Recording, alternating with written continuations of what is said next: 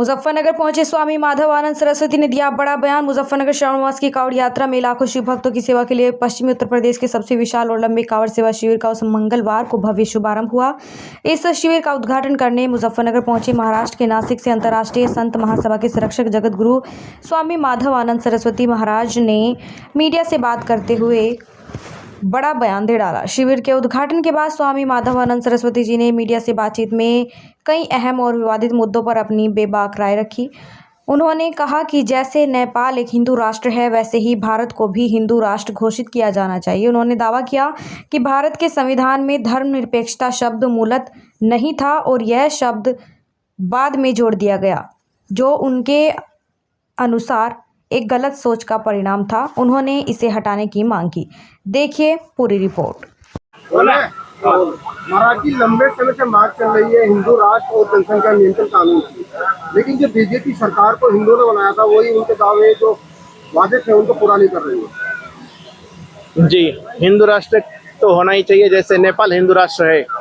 और देखिए, सबसे पहले तो धर्मनिरपेक्ष शब्द है, आप सबको पता होगा कि ये बाद में डाला गया, इसमें ये शुरुआत से इसमें नहीं था, लेकिन कुछ गलत इंटेंशन से इसको अपने जो संविधान है उसमें डाला गया है, तो ये बहुत ही गलत है।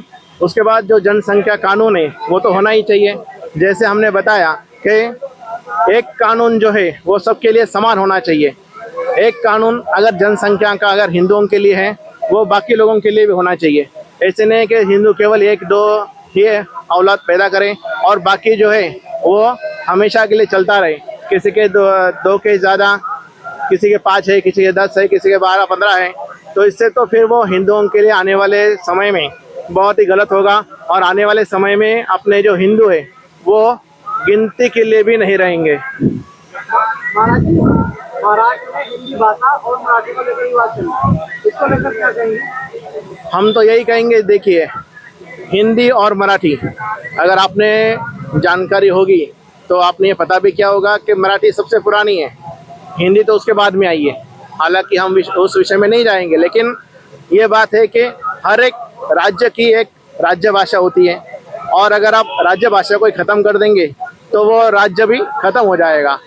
तो इसलिए अपनी अपनी जगह में अपनी अपनी भाषा बहुत ही ज़रूरी है।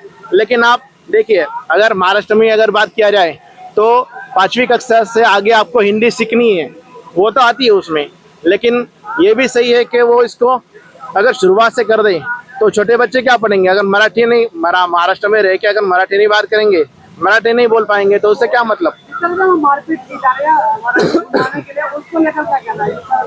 क्या चीज़?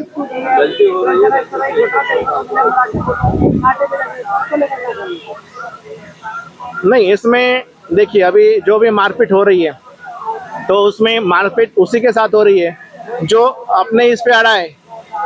अगर आप हमें बोलेंगे कि आप अभी उत्तर प्रदेश में हैं और हिंदी बोलिए, अगर मैं यहाँ पे महाराष्ट्र से होने के बावजूद अगर यूपी में आके हिंदी बोल रहा हूँ, बराबर है, तो ऐसा नहीं है ना कि अगर मैं मराठी में आपसे बात करूँगा और आप बोलेंगे कि नहीं हिंदी बोलना है, मैं बोलूँगा नहीं बोलनी नहीं मुझे हिंदी, क्या करना है कर लो, तो उस वक्त तो मारपीट होने वाली है।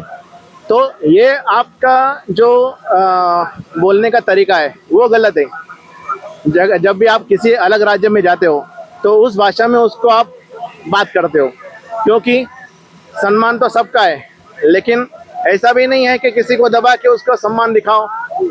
सही बात है। इसलिए यूपी में अयोध्या और मथुरा को लेकर मंदिर निर्माण किया जा रहा है। महाराष्ट्र में 5 ज्योतिर्लिंग है, तो सरकार को किस तरह की मांग रहेगी? हमारी तो पूरे भारत के सरकार से ये मांग रहेगी कि जितने भी अपने ट्रस्ट है तो उसमें आप किसी न किसी एक संत महात्मा को रखिए। बिना संत महात्मा के वो किसी भी ट्रस्ट किसी काम का नहीं है, पहली बात। दूसरी बात, जो ट्रस्ट में आने वाला जो निधि है वो केवल उन लोगों के लिए ही खर्चा हो जिन लोगों ने उनको जमा किया है। अगर हिंदुओं ने जमा किया है तो उसका केवल आप हिंदुओं के लिए कार्य करो।